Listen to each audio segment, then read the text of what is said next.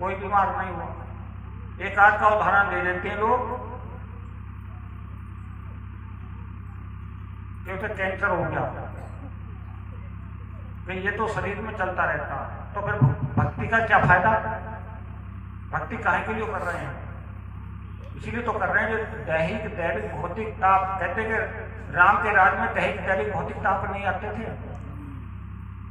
राम राज काहू को नहीं व्यापा था, क्यों नहीं आते थे राम के राज में? राम का राज कहाँ है?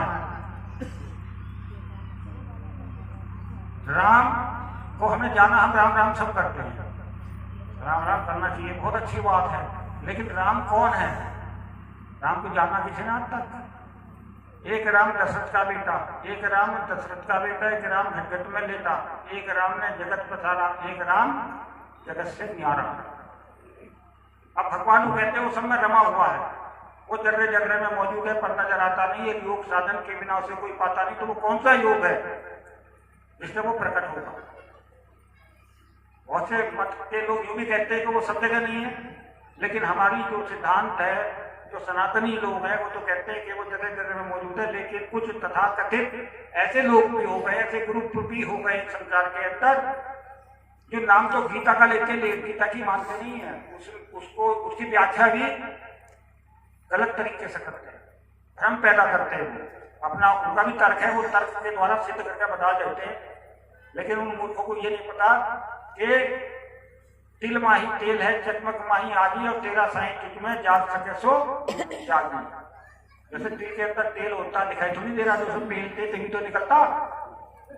चकमक में अग्नि होती है, और ऐसी तुम्हारा साई तुम्हारे अंदर है, इसलिए कहते हैं कि वो परमात्मा सब जगह मौजूद है। जैसे दही के अंदर मक्खन कहीं इकट्ठा नहीं होता, क्या होता? सब में व्याप्त होता, लेकिन युक्ति के द्वारा उसे निकाल दिया जाता। तो ऐसी युक्ति है वो भी, इस परमात्मा को प्रकट करने की भी युक्ति है। इसीलिए भगवान, इसलिए हमारे धर्म गुरुओं ने कहा कि उसने वेद तो दे दिया, लेकिन भेद नहीं दिया।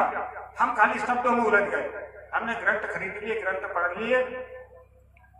पढ़ लिए, उसने तो वो जानकारी लिख दी उसमें, जो मैंने बताया उपन्यास लिख दिया। क्या यथार्थ होता उपन्यास? एक आदमी ने 1000 आदमी अपने हाथ से मार दी हो, ऐसे थोड़ी मार तक अपने हाथ से, पंखे गोले से भले ही मार दो, जैसे पिक्चर में दिखा देते हैं, वो आदमी भी जल जाता, व्यक्ति जिंदा हो जाता।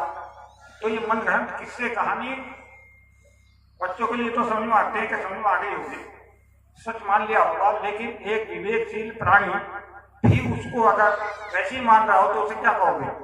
उसे मूर्ख ही तो कहना। क्योंकि क्यों मूर्ख है वो? क्योंकि वो भ्रम